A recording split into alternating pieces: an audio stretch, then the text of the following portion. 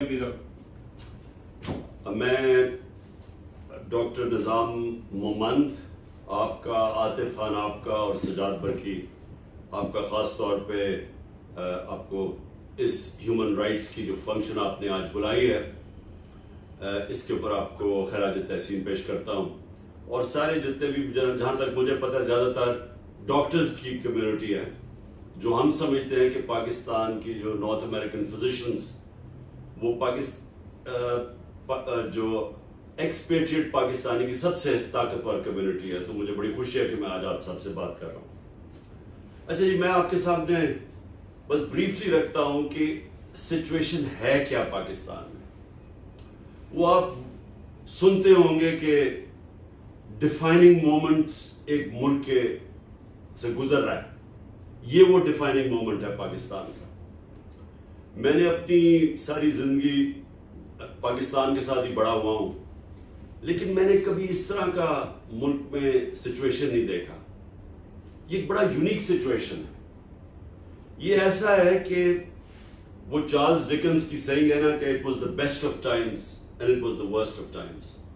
ये वो सिचुएशन है कि एक तरफ बिल्कुल एक क्रॉस रोड्स पे खड़ा है कि एक तरफ तबाही की तरफ जा रहा है पाकिस्तान, और वो मैं आपको एक्सप्लेन कर देता हूँ। बड़ा आप बेहतर जानते हैं, एक अवेयरनेस है आपकी कम्युनिटी में, क्योंकि मेरा बहुत ज़्यादा अपना से इंटरेक्शन रहा है 30 साल से ज़्यादा। तो एक तो आप में अवेयरनेस है, आप समझते हैं कि पाकिस्तान के इश्यूज क्या हैं, लेकिन क्रॉस रोड्स हैं क्या। यानी वो जब एक मुल्क उधर आके खड़ा हो जाता है कि एक तरफ तबाही है, एक हम डिक्टेटरशिप की तरफ जा रहे हैं, टोटल जंगल का कानून, कोई राइट्स नहीं, किसी किस्म का इस वक्त इंसानियत ही नहीं, ह्यूमैनिटी नहीं।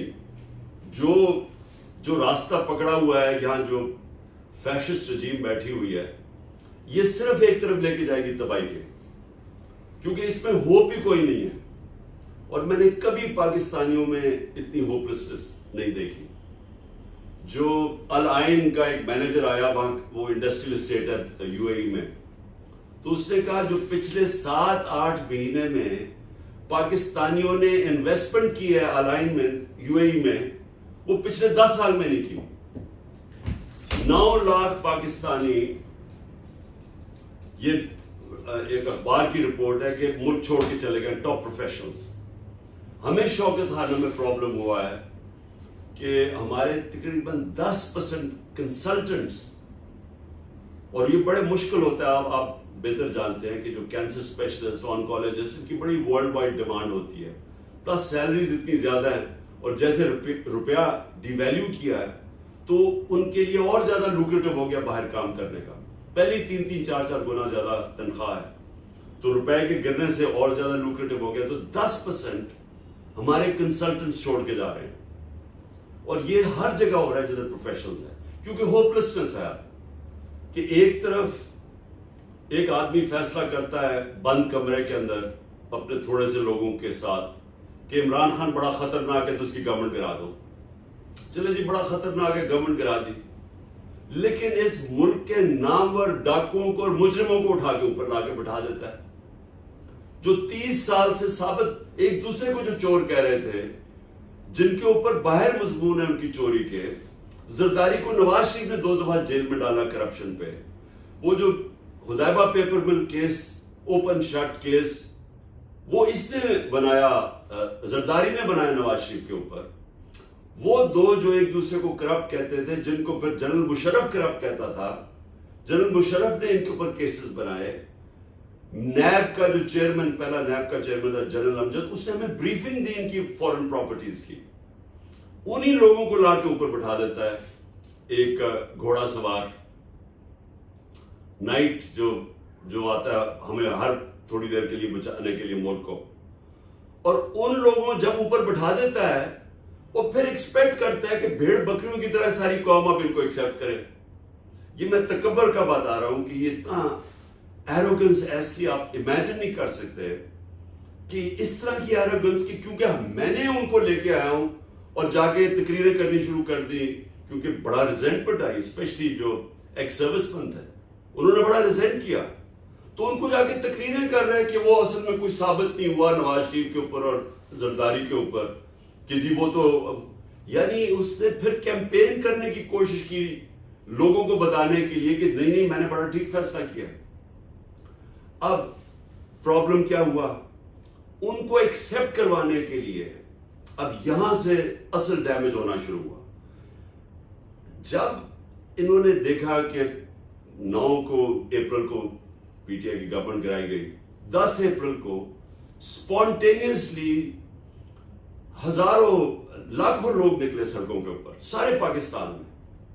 अगले दिन, ये कभी हुआ नहीं है पाकिस्तान में। मैं ये दूसरी तरफ जा रहा हूं कि why is it the best of times, कि एक दफा, पहली दफा इतना बड़ा रिएक्शन आया कि पब्लिक ने शो किया कि हम इन चोरों को नहीं एक्सेप्ट कर रहे। उसके बाद मैंने जो जलसे थे, मैंने कोई 60-70 जलसे किए। पाकिस्तान की तारीख में कभी इतने बड़े जलसे नहीं हुए। उसके बाद और बाय इलेक्शंस आए, और ये हुआ ही नहीं है कि ऑपोजिशन में बैठ के पूरी एस्टेब्लिशमेंट, पुलिस, गवर्नमेंट की सारी मशीनरी, इलेक्शन कमीशन, सब 12 पार्टीज इकट्ठी, सब उनकी मदद करें और 37 में से 30 बाय इलेक्शन हम जीत गए। अब जब ये, अब अकल तो ये कहती है जब आपको पता चल गया कि आपने गलती की है और पब्लिक आके खड़ी हो गई है पार्टी के साथ, ज्यादातर इसलिए कि इनकी शक्लें जब देखी कि फिर से उनको ऊपर इंपोज करने लगे हैं, तो कोर्स करेक्शन होना चाहिए था। बजाय कोर्स करेक्शन के वो कहते हैं कि when you have a big hammer everything looks like a nail. तो उन्होंने वो हैमर चलाना शुरू कर दिया और पार्टी के ऊपर वो तशद्दुद किया इन्होंने जुल्म किया। उसके बाद कि जो पाकिस्तान की तारीख में, मैं 2 मार्शल लॉज तो मैंने देखे हुए हैं, जनरल मुशर्रफ का और जनरल जिया का। जनरल मुशर्रफ का मार्शल लॉ तो लिबरल था, इससे तो आप कंपेयर ही नहीं कर सकते कि जो ये हुआ, ये जो अब हुआ हमारे साथ पिछले 14 महीने में। जनरल मुशर्रफ का, क्योंकि मैं ऑपोजिशन में था, वो तो लिबरल था, तो उस पर तो हमें खुली इजाजत थी। हम टीवी पे जाते थे, पार्लियामेंट में बोलते थे। कभी कोई काली वीगो का डाला रात के 3 बजे आके आपके घर के अंदर नहीं घुसता था और आपको उठा के मारता नहीं था। और इनको जो खास एक ये ह्यूमिलिएट करने के लिए लोगों को नंगा करते थे, नंगा करके उनको ह्यूमिलिएट करते थे, मारते थे, टॉर्चर करते थे। ये शुरू हो गया जनरल बाजवा के दौर में, ये बताने के लिए कि नहीं एक्सेप्ट करो इन लोगों को। जिस तरह फिर से मैं कहता हूं कि हम इंसान ही नहीं, हम भेड़ बकरियां हैं, तो इनको मारते जाओगे तो ये उस तरफ चल पड़ेंगे।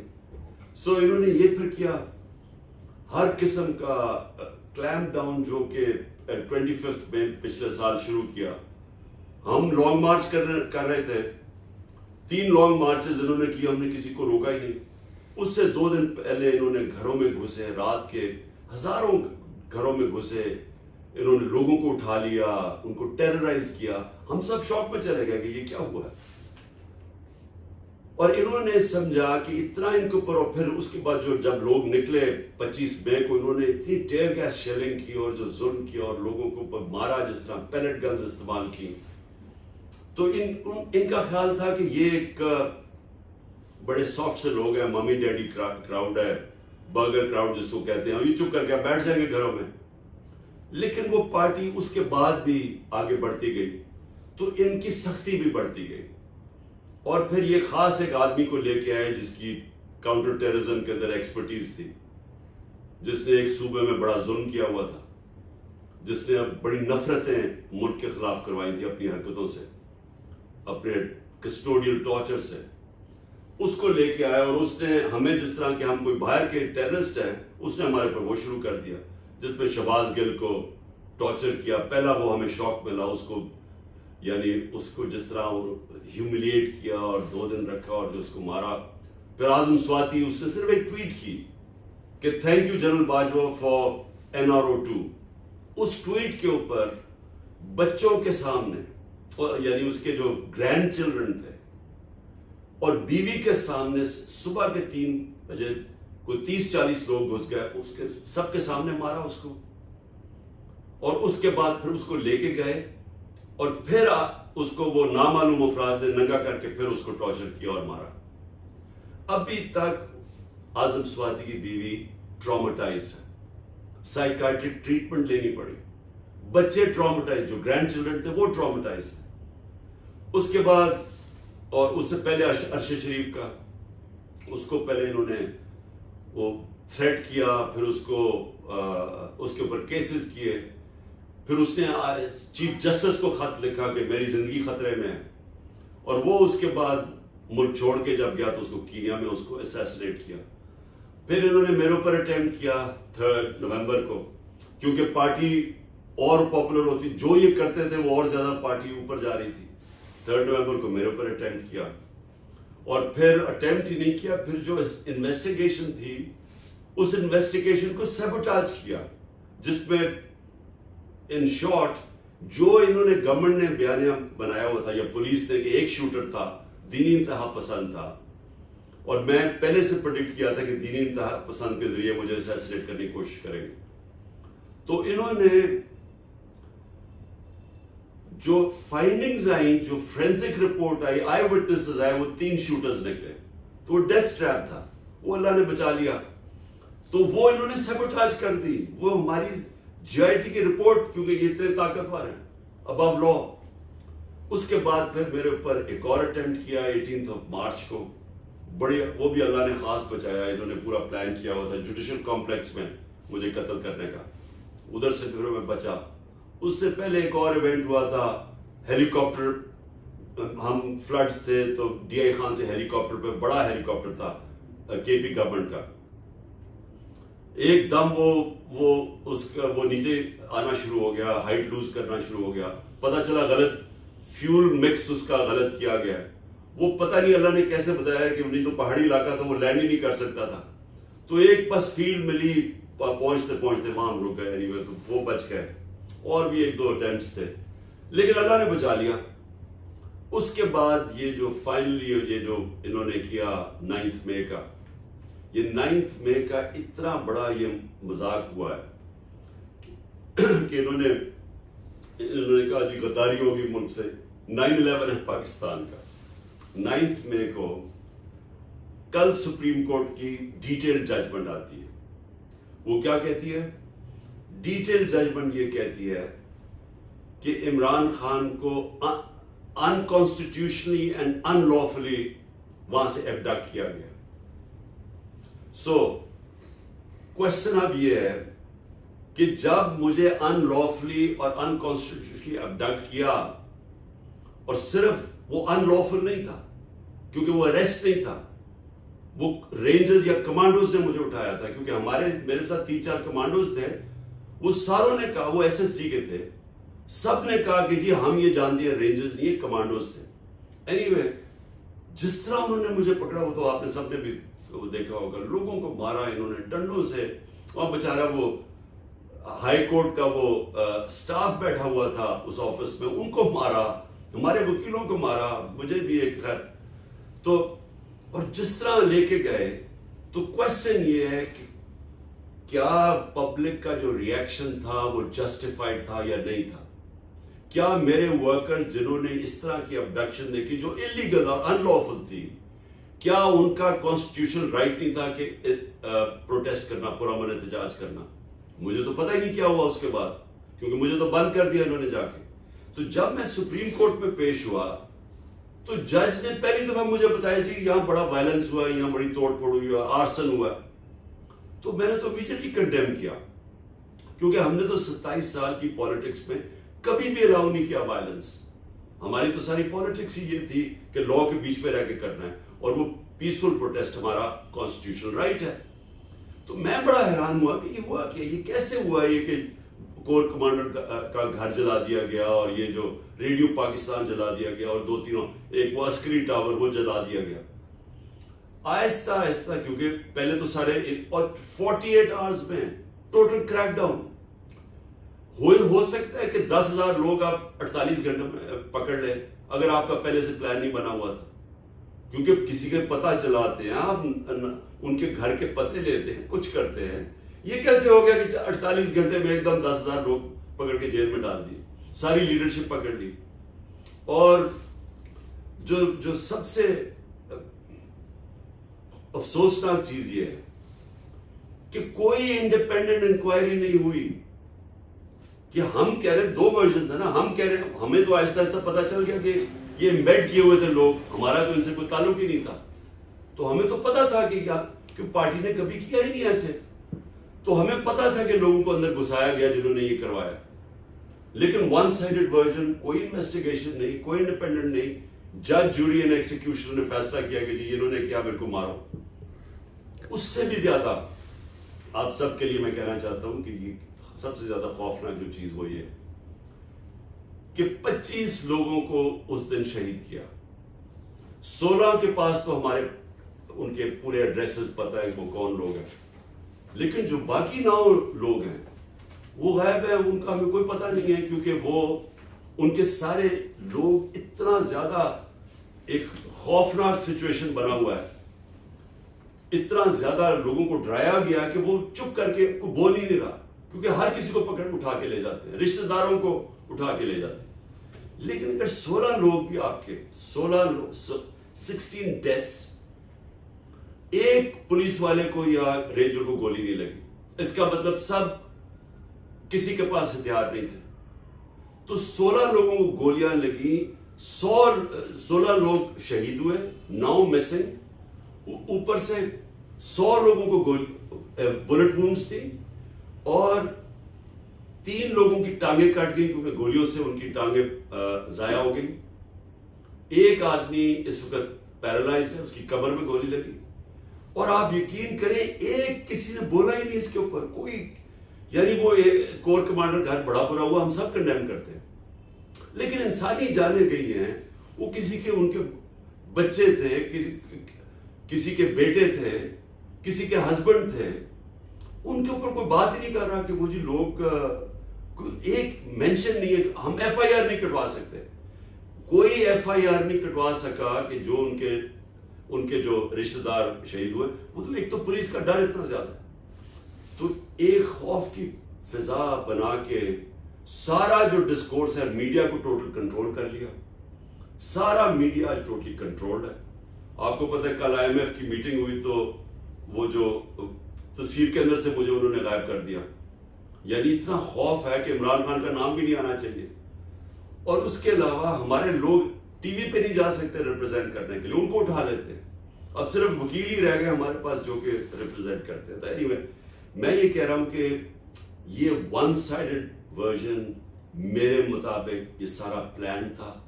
इन्होंने हर हरबा इस्तेमाल किया PTI को क्रश करने का। वो और ज्यादा, अब पार्टी को कैसे क्रश करेंगे जब वो पब्लिक ने फैसला कर लिया कि वो पार्टी के साथ खड़ी हो गई। वो रिफ्लेक्टेड है बाय इलेक्शंस में, वो सारे ओपिनियन पोल्स में रिफ्लेक्टेड है।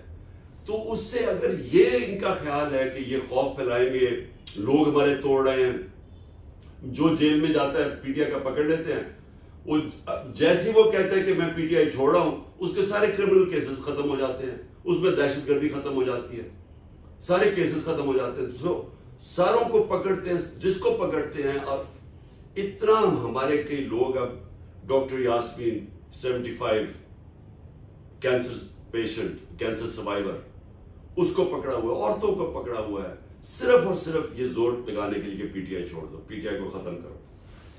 तो मैं क्यों अब कहता हूं कि in a way it's the best of time. Best of times ये है कि कभी भी मैंने अपनी जिंदगी में नहीं सोचा था कि पाकिस्तानी कौम को समझ आएगी जो मैंने ये 27 साल पहले अपनी मूवमेंट शुरू की थी इंसाफ की।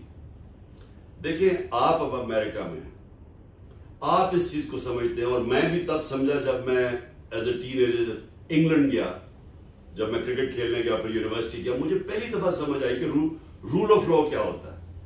हमें इस चीज की समझ ही नहीं थी, क्योंकि यहां तो डिक्टेटरशिप थी अयूब खान की जब हम बड़े हो रहे थे। तो पहली दफा हमें समझ आई कि रूल ऑफ लॉ होता क्या है, कि no one is above law, और ये है बेसिस सिविलाइज सोसाइटी का। इसीलिए मैंने अपनी पॉलिटिक्स शुरू की थी 27 साल पहले, और 14 साल उसमें से विल्डरनेस में थे, क्योंकि लोगों को समझ ही नहीं आ रही थी। क्योंकि यहां जी हर कोई मुझे कहता था जी रोटी कपड़ा मकान टाइप कोई स्लोगन लेके आए, नहीं तो लोग आपके साथ नहीं चलेंगे। और वो मैं समझ गया क्यों, क्योंकि यहां तो इंसाफ हुआ ही नहीं है कभी। देखें, हमारी एक बड़ी फेमस एक जोक चलती है पंजाब के अंदर। वो जोक ये है कि एक बरासी दुबई से बड़ा पैसे भरा के आता है और वो आके चौधरी की बेटी से कहता है मैंने शादी करनी है। अब वो जो चौधरी है वो उसको मार मूर के वो उसे नौकरों कहता है बाहर फेंको। तो वो फेमस जोक ये है कि वो जब वो उठता है तो फिर चौधरी साहब के पास कहते चौधरी साहब मैं फिर ना समझा। तो आप ये सोचें कि अमेरिका में ये कोई जोक हो सकती है क्या? कोई किसी को इस चीज के ऊपर कोई मार सकता है? क्योंकि यहां रूल ऑफ लॉ है, यह प्रोटेक्शन है, यह कमजोर की प्रोटेक्शन है। ये लोगों को समझ नहीं आती। यहां जो ताकतवर है, और ये कभी भी माशा कामयाब नहीं होता, ये मेरी आप गौर से बात समझ लें। और ये हमें इतना ही नहीं पता कि ये हमारा जो सबसे पहले जब मदीना की रियासत बनी थी, मैं लोगों को समझा समझा के थक गया हूं, क्योंकि वो जो रियासत थी वो एक मॉडर्न रियासत थी, सारे मॉडर्न प्रिंसिपल्स के ऊपर बेस्ड थी। उसका जो मेन प्रिंसिपल था वो रूल ऑफ लॉ था, अदल और इंसाफ। और उसके ऊपर फाउंडेशन बनी थी one of the greatest civilisations ever. सबसे बड़ा दुनिया की तारीख में इनकलाब आया था। मैं लोगों को समझाता हूं कि इसको स्टडी करें इंटेलेक्चुअली। हम दीनी तरफ ले जाते हैं। मैं चाहता हूं कि इसको इंटेलेक्चुअली स्टडी करें कि ये दुनिया में कितना बड़ा फिनोमेना था कि 625 के अंदर जंग बदर होती है, 313 लड़ने वाले। 636 11 साल के बाद बैजेंटाइन एम्पायर, रोमन एम्पायर यारमुख की जंग में हार जाता है मुसलमानों से। सुपर पावर 1 लाख उनकी सदन लीजन थी। वो 11 साल के बाद वो, और 12 साल के बाद दूसरी सुपर पावर पर्शियन एम्पायर, वो कत्सिया में हार जाता है। ये जो फिनोमेना है, इसको जब तक हम सही माने में स्टडी नहीं करेंगे, हमें समझ नहीं आएगी कि क्यों अल्लाह कुरान में कहता है कि नबी की सुन्नत पे चलो। क्योंकि वो जो रेवोल्यूशन आई थी उसको हम कभी भी डिस्पैशनेटली अंडरस्टैंड नहीं करते। जो सबसे बड़ा काम उस रेवोल्यूशन का था, इंसानों को आजाद कर दिया था। और आजाद इंसान ही माशरे को उठाते हैं। और आजादी के ऊपर क्यों इतना बड़ा एम्फेसिस है कुरान में? जो अपनी जान खो देता है आजादी के अंदर, उसको शहीद कहा जाता है। शहीद का रुतबा सिर्फ पैगंबरों से नीचे है, सेकंड, यानी इतना बड़ा रुतबा है। मतलब कि आजादी का इतना बड़ा रुतबा है। सारे अल्लाह के जो पैगंबर आए थे वो सारे इंसाफ की बात करते थे, क्योंकि इंसाफ से आजादी मिलती है। ये जो मैं अभी आप चौधरी की जोक सुनाई है और मरासी की, ये क्या रिफ्लेक्ट करता है कि यहां एक सोसाइटी है जिधर ताकतवर है, ही इज अबव लॉ, और जो नीचे है he has no access to justice. उसके ऊपर बुनियादी हकूक ही नहीं है। क्यों? और इसी का जो हजरत उमर के जमाने में एक बड़ा फेमस एक इंसिडेंट में, नाम अब उनके मुझे नहीं याद, कि एक प्रिंस होता है, वो मुसलमान हो जाता है, तवाफ कर रहा होता है खाना काबा का, एक गुलाम का पैर आ जाता है उसके वो चोगे पे, तो वो उसको मारता है। वो जाके हजरत उमर को रिपोर्ट करता है। हजरत उमर उसको बुलाते हैं, प्रिंस को, पूछते हैं कि तुमने ये किया? उसने कहा हाँ ये गुलाम था। वो कहते हैं वापस मारो उसको। जो ये प्रिंस को जब उन्होंने कहा ना कि वो भी कानून से ऊपर नहीं है, जब हजरत उमर ने अपने बेटे को कोड़े पड़वाए, जब उसने कानून तोड़ा, जब नबी सल्लल्लाहु अलैहि वसल्लम ने अपनी बेटी का कहा कि अगर वो जुर्म करेगी तो मैं सजा उसे मिलेगी, और फिर जब उन्होंने कहा कि बड़ी कौमें तबाह हो गई जिधर ताकतवर कानून से ऊपर था और कमजोर के लिए प्रोटेक्शन नहीं थी, इसीलिए जब हजरत अबू बकर खलीफा बने, पहली उनकी मिशन स्टेटमेंट क्या थी कि मैं ताकतवर और कमजोर को कानून के सामने एक कर दूंगा, रूल ऑफ लॉ। हजरत उमर की स्टेटमेंट कि कोई ताकतवर जुल्म नहीं कर सकेगा। हजरत अली की सिमिलर स्टेटमेंट। हजरत अली यहूदी से केस हार जाते हैं क्योंकि वो काजी उनके बेटी की गवाही कबूल नहीं करता। सो एक यहूदी, एक माइनॉरिटी भी एक खलीफा वक्त से केस जीत सकता था। सो वो था इंसाफ जिसके ऊपर बनी थी बुनियाद, लोगों को आजाद कर दिया। जब आप अमेरिका में अब आते हैं या इंग्लैंड में, मैंने देखा हुआ है कि लेबर क्लास हमारी जाती थी, मैं आज से 50 साल पहले की बात कर रहा हूं, तो वो देखते देखते वो क्यों ऊपर चले जाते थे, उनको पैसे तो नहीं बांट रहा था, क्योंकि उनके जो जब आप रूल ऑफ लॉ में होता है तो जब आप अपने कानून के ऊपर चलें और आप अपने टैक्सेस दें, आप आजाद हो जाते हैं माशरे में, आपको कोई तंग नहीं कर सकता, आपको प्रोटेक्शन मिल जाती है और इसीलिए वो प्रॉस्पर कर जाते हैं। तो हमारा जो सबसे बड़ा मसला है ना, वो जो मैंने 27 साल पहले शुरू किया था, रूल ऑफ तहरीक इंसाफ, हमें अपने आप को इस वक्त आजाद करना है। ये जो एक छोटा सा मैं अब क्या कहूंगी, एलीट कैप्चर करके बैठी हुई है हमारे सारे वसाइल के ऊपर, वो जो ऊपर है चोरी करती है तो एनआरओ मिल जाता है। इमरान खान को यानी एक्स प्राइम मिनिस्टर को जब मुझे जो असैसिनेशन अटेम्प्ट होता है, मैं एफआईआर नहीं कटवा सकता। ये फंडामेंटल राइट है शहरी का कि मुझे पता है कौन जिनको मैं सस्पेक्ट कर रहा था, मैं उनकी इन्वेस्टिगेशन नहीं करवा सका। मैं prime minister, ex prime minister, head of the largest party इन पाकिस्तान, मैं अपनी एफआईआर रजिस्टर नहीं कर सका।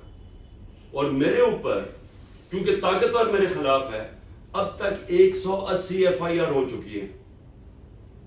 180 यानी ये वर्ल्ड रिकॉर्ड होगा एफआईआर का कि 70 साल की उम्र तक एक एफआईआर नहीं, और सिर्फ इतने टाइम के ऊपर 180 एफआईआर और हर रोज ऐड होती है नहीं। सो ये होता है जब रूल ऑफ लॉ नहीं होता, और ये माशरे कभी उठ नहीं सकते। सबसे बड़ा प्रॉब्लम ये है कि यहां इन्वेस्टमेंट नहीं आती, ये खुशहाल ही नहीं होते माशरे। एक टेबल सिर्फ ये देख लें कि जो दुनिया के 140 मुल्क हैं, उनमें ये देख लें कि जो रूल ऑफ लॉ इंडेक्स पे टॉप 15 पे हैं, और वो देख लें जो बॉटम 15 पे हैं। जो टॉप 15 पे हैं उन सब का जो पर कैपिटा इनका वो $60,000 से ऊपर है, और जो बॉटम 15 पे हैं जिसमें पाकिस्तान भी है, हमारा पर कैपिटा इनकम $1,500 है। जो नंबर 1 है डेनमार्क, उसका $68,000। हमारे सामने सिंगापुर जिसका पर कैपिटा पाकिस्तान का एक ही था, अब मैं बात कर रहा हूं 60s में, हम तकरीबन एक ही हमारा था कि $500 या इस तरह कुछ था। आज सिंगापुर का $55,000 पर कैपिटा इनकम, और हमारा $1,300-1,400 है। उसकी वजह क्या कि सिंगापुर के अंदर जो उनका जो प्रीमियर ली कुआन यू था, उसने सबसे पहले रूल ऑफ लॉ लेके आया। उसकी किताब भी है, सबसे पहले रूल ऑफ लॉ लेके आया। और जो करप्शन है वो सिम्टम्स हैं when there is no rule of law. सारी जो गरीब मुल्क हैं वो गरीब मुल्क है ही इसलिए कि वहां रूल ऑफ लॉ नहीं है। आपके कोई देख लीजिए डेवलपिंग वर्ल्ड, नाइजीरिया की मैं इसलिए मिसाल देता हूं कि सबसे ज्यादा तेल नाइजीरिया के अंदर है सारे अफ्रीका में, लेकिन वो गुर्बत की इंतहा है क्योंकि वहां भी एक करप्ट एलीट अबव लॉ बैठी हुई है और वो ही पैसे चोरी कर करके बाहर भेजती है, और ये सारी डेवलपिंग वर्ल्ड का इशू। सो हमारा टू सम अप, इस वक्त हुआ क्या है कि पाकिस्तानी कौम के अंदर वो अवेयरनेस है जो कभी पहले नहीं थी। सो इन दैट सेंस हम उस स्टेज पे पहुंच चुके हैं जिधर कभी भी इस मुल्क के अंदर इस तरह का पब्लिक अवेयरनेस नहीं थी, और पब्लिक एक तरफ आके एक पार्टी के साथ खड़ी हो गई है। वो जो मर्जी कर रहे हैं आप, वो पब्लिक उस पार्टी के साथ जुड़ गई है आके, इसलिए इलेक्शन से भाग रहे हैं।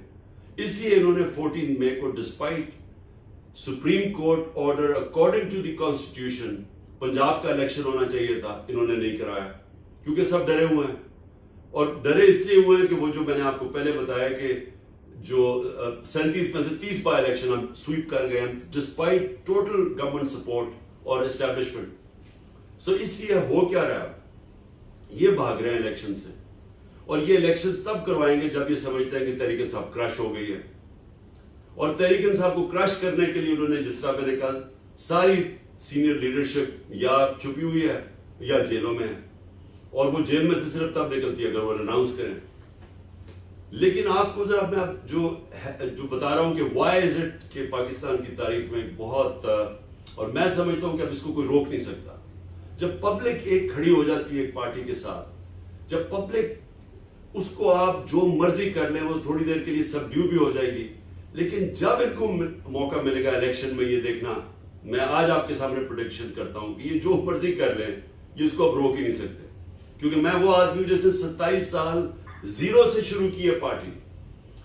27 साल पहले ये किसी ने भी नहीं किया कि जीरो से पार्टी शुरू की, और मैंने आज 14 साल तो विल्डरनेस में थे ना, आहिस्ता आहिस्ता मैंने पब्लिक ओपिनियन को चेंज होते देखा। जो आज पाकिस्तान का पब्लिक ओपिनियन है, ये कभी पहले नहीं था। जिस तरह आज पाकिस्तान कौम को इश्यूज की समझ है, और उसमें हमारा यूथ खास तौर पर सोशल मीडिया का बहुत बड़ा हाथ है, बल्कि आज तो हम सिर्फ सोशल मीडिया के जरिए आपके साथ कम्युनिकेट करते हैं। लेकिन जो खुशाइन चीज वो ये है, मैं आपको अब मिसाल दे रहा हूं पंजाब की। पंजाब के अंदर मैंने टिकट्स दे दिए थे, यहाँ हमारे जो इलेक्शंस हो रहे थे 14 मई के। अब ये सोचे कि इन्होंने पूरा जोर लगा लिया, लोगों के घर तोड़े हैं, लोगों के घर लूटे हैं, लोगों के रिश्तेदारों के पास पहुंच गए, क्योंकि सब छुपे हुए हैं। जितने भी टिकट होल्डर्स हैं हमारे, सब छुपे हुए हैं, अंडरग्राउंड है। उनके रिश्तेदारों पे पहुंचे हैं, उनके बच्चों पे पहुंचे हैं, उनकी बिजनेसेस बंद कर दिए। यानी कभी इस तरह का तशद्दुद नहीं किया। ये मैं भी ये करते होंगे नाजी जर्मनी के अंदर या स्टालिन के सोवियत यूनियन में, कि अगर आपका जिस आदमी को ढूंढना है वो नहीं है, तो उसके रिश्तेदारों को पकड़ लो, उसके बच्चों को पकड़ लो, उनकी औरतों को पकड़ लो। ये कभी नहीं होता था, इस मैंने तो कभी नहीं सुना। उसके बावजूद हर किस्म का इन्होंने जुल्म किया और उनको डराया, धमकाया, उनकी बिजनेसेस बंद किए हैं। 400 टिकट होल्डर्स हैं पंजाब में। आप यकीन करें कि 400 में से इस पूरे तशद्दुद के बावजूद सिर्फ 40 गए हैं, बाकी सारे इंटैक्ट खड़े हैं। तो इससे ये अब डरे हुए हैं, क्योंकि इन्हें पता है कि जब इलेक्शन होगा, अच्छा जो टिकट होल्डर्स है उनको भी पता है कि जैसी जो छोड़ रहा है, वो पब्लिक का इतना रिएक्शन आ रहा है कि उनकी कोई चांस ही नहीं है, उनकी पॉलिटिक्स खत्म हो जाती है। इसलिए रेजिस्ट कर रहे हैं, और वो छोड़ता है तो 6-7 नीचे बैठे हुए हैं उनकी जगह लेने के लिए। इसलिए ये पब्लिक को ये नहीं कुछ कर सकते। ये जितना भी करेंगे, पब्लिक ओपिनियन कोई ये जानवर नहीं है। पब्लिक ओपिनियन को आप ये इस तरह के तरीकों से, नीचे वोटर तो आपका खड़ा हुआ है, तो इन्होंने जो ये जो अब आगे, अब मैं आप प्रेडिक्ट कर रहा हूं आगे इन्होंने क्या करना है। अब ये डरेंगे, इलेक्शन अनाउंस करना पड़ेगा इनको। 14 अगस्त इज द लास्ट डेट, उसके बाद इनको इलेक्शन करना पड़ेगा। तो इनका प्लान क्या है? एक, मुझे जेल में डालने का प्लान है। मैं एंटिसिपेट कर रहा हूं, क्योंकि 180 केसेस हैं, तो मैं एंटिसिपेट कर रहा हूं कि मंडे या फ्राइडे तक ये मुझे जेल में डाल देंगे, क्योंकि मुझे लगता है कि इनके प्लान्स वो बने हुए, डेस्परेट हुए हुए हैं। वो केस ही कोई ऐसा नहीं है अब तक जो वो अदालत में जाता है, वो केस ही सारे बोगस केसेस हैं, लेकिन इतने ज्यादा किए हुए हैं और इन्होंने थोड़ा मैनेज किया हुआ। मैं समझता हूं कि अच्छा, मैं जेल में चला गया, ये डिस्क्वालीफाई करने की कोशिश करेंगे। एक जज इनकी पूरी मदद कर रहा है इस वक्त, तो वो दूसरी चीज है, लेकिन इससे क्या फर्क पड़ जाएगा? डिस्क्वालीफाई करेंगे, जेल में भी डाल देंगे, तो इलेक्शन में तो पार्टी को कैसे, वोटर को कैसे रोकेंगे? तो मेरी प्रेडिक्शन ये है कि जो भी करें, ये उस स्टेज पे पहुंच गए कि जीत नहीं सकते, लेकिन इन्होंने इलेक्शन डिले करने की कोशिश करनी है। और इसके लिए जो मैं कह रहा हूं ना कि ये ब्लाइंड एले की तरफ आप जा रहे हैं। जितना भी आप ये डेमोक्रेसी का कत्ल करेंगे, पार्टी को डिसमेंटल करने की कोशिश कर रहे हैं और हर पे इस्तेमाल करेंगे, ये सिर्फ तब उस एक्सटेंट पे चले जाएंगे कि इलेक्शन भी फार्सिकल हो जाएंगे, और वो बजाय इलेक्शन स्टेबिलिटी लाने के और डिस्टेबलाइज कर देंगे मुल्क को। और IMF के साथ जो मैंने कल बात की थी, और वो समझते हैं इस चीज को कि जब तक पॉलिटिकल स्टेबिलिटी ना आए, इकोनॉमी तो स्टेबलाइज कर ही नहीं सकती। और इकोनॉमी तब स्टेबलाइज करती है जब एक प्रेडिक्टेबिलिटी हो एक सिस्टम में, रूल ऑफ लॉ हो, लोगों को ये पता चले कि अब ये 5 साल तक ये एक पार्टी है, इसके ये प्रोग्राम है, इसका ये इकोनॉमिक पॉलिसीज हैं। और ये जो सबसे इंपॉर्टेंट पाकिस्तान में चीज है, कॉन्ट्रैक्ट एनफोर्समेंट एंड जो जुडिशियल सिस्टम के अंदर ट्रस्ट हो इन्वेस्टर का, वो तो सिर्फ तब आ सकता है कि एक तगड़ी हुकूमत पब्लिक मैंडेट से आए जो कि इम्पोज करे रूल ऑफ लॉ। अब मैं ये आखिर में सिर्फ ये कह रहा हूँ क्योंकि आप पाकिस्तान की, जिस तरह मैं कहा, बड़ी वो कम्युनिटी है जो पावरफुल भी है और ज्यादा आप इन्फ्लुएंस कर सकते हैं यूएस के अंदर पॉलिसी को, अगर आप थोड़ा और यूनाइट कर जाएं। लेकिन एक प्रॉब्लम हमारी जीन्स में है कि पाकिस्तानी इसको यूनाइट करना आसान काम नहीं है, क्योंकि मैं तो क्रिकेट के ज़माने से जानता हूँ। जब मैं पहली दफ़ा 18 साल का था, टीम के अंदर आया, तो मैंने 14 की स्क्वाड के अंदर 3 टीमें देखी बजाय एक टीम के। तो फिर मैंने रियलाइज किया कि हमारी जीन्स में कोई इशू है। तो मैं हमेशा ये प्रॉब्लम यूनाइट करने का हमें मुश्किल होता है, लेकिन अगर आपकी कम्युनिटी यहाँ अमेरिका में यूनाइट कर जाए, ये बहुत पावरफुल वॉइस बन सकती है। ये जिस तरह इंडियन कम्युनिटी, खैर इंडियन तो इस वक्त हमारे से बदकिस्मती से बहुत आगे निकल गए हैं, लेकिन हम अगर यहाँ यूनाइट कर जाए तो इसका इम्पैक्ट बड़ा पड़ सकता है। लेकिन मेरा जो नज़र में कि जो सबसे हमें फ़ायदा है, जो मैं इन्विजिट कर रहा हूँ कि इंशाल्लाह अल्लाह ने मौका दिया तो हम कैसे निकलेंगे। हमारा सबसे बड़ा क्राइसिस है कि हमारे पास डॉलर्स की कमी है, हमारे रिजर्व्स कम है, हम डॉलर इनकम कभी भी किसी ने एक्सपोर्ट्स पे जोर नहीं लगाया। तो मैं जो आगे फोरसी करता हूँ कि हमारा जो 10 मिलियन ओवरसीज पाकिस्तानी है, इनकी ये है हमारा फ्यूचर, जिनकी वजह से पाकिस्तान अपना किक स्टार्ट करेगा अपनी इकोनॉमी को। और वो तब करेगा जब हम इनको, पाकिस्तान के जो सिस्टम है, जो पाकिस्तान का जुडिशल जस्टिस सिस्टम है, उसके ऊपर जब एतमाद होगा। क्योंकि अभी तो ये हाल है कि अगर कोई एक प्लॉट ही लेता है तो उसके ऊपर कब्जा हो जाता है, और वो बेचारे के पास कोई, मैंने तो देखा हुआ ना ये हालात क्या। हमने तो खैर बड़ी कोशिश की थी स्पेशल कोर्ट्स बनाने की ओवरसीज पाकिस्तानीज के लिए, लेकिन अगर प्लॉट जैसी चीज के ऊपर कब्जा हो जाता है तो कौन इंडस्ट्री में इन्वेस्ट करेगा, कौन सरमायाकारी करेगा। और ये हमारा सबसे बड़ा अलमी है हमारे सिस्टम के अंदर। जिस तरह मैंने कहा, पाकिस्तान डेनमार्क नंबर 1 है रूल ऑफ लॉ इंडेक्स में, Pakistan out of 140 countries is 129th, and that was before the crackdown. जो क्रैकडाउन किया, अब तो बिल्कुल ही रूल ऑफ लॉ खत्म हो गया ना, अब तो लॉ ऑफ द जंगल है पाकिस्तान में। लेकिन इससे पहले 140 में पाकिस्तान का नंबर 129 था। 129th आपका नंबर रूल ऑफ लॉ में हो, आप इन्वेस्टमेंट अट्रैक्ट कर ही नहीं सकते। जो इन्वेस्टर है वो घबराता है, उसका पैसा है वो सेविंग्स इकट्ठी करता है। मैं बड़े बड़े इन्वेस्टर्स की बात नहीं कर रहा, मैं जो स्मॉल और मीडियम इंडस्ट्री, जो बैकबोन होती है एक मुल्क की, वो जो पैसे कमाते हैं बाहर, वो फिर जाके उनका शौक होता है पाकिस्तान में इन्वेस्ट करें। उनका इतना बुरा एक्सपीरियंस होता है क्योंकि यहाँ फ्रॉड हो जाता है, उनके पास कोई रास्ता नहीं होता, वो दुबई में जाके इन्वेस्ट कर देते हैं जिस सिस्टम को वो ट्रस्ट करते हैं। तो मेरी कंटेंशन ये है कि अगर जब एक गवर्नमेंट आए पब्लिक मैंडेट से, वो सबसे पहले रूल ऑफ लॉ पाकिस्तान में इम्पोज करे, जिस तरह ली कुआन यू ने सिंगापुर में किया था, जिस तरह महातिर मोहम्मद ने मलेशिया में किया था। मलेशिया में भी बड़ी करप्शन थी। महातिर की अचीवमेंट ये थी कि उसने कॉन्फिडेंस दिया लोगों को उस सिस्टम के अंदर, जिसमें फिर इन्वेस्टमेंट आनी शुरू हुई।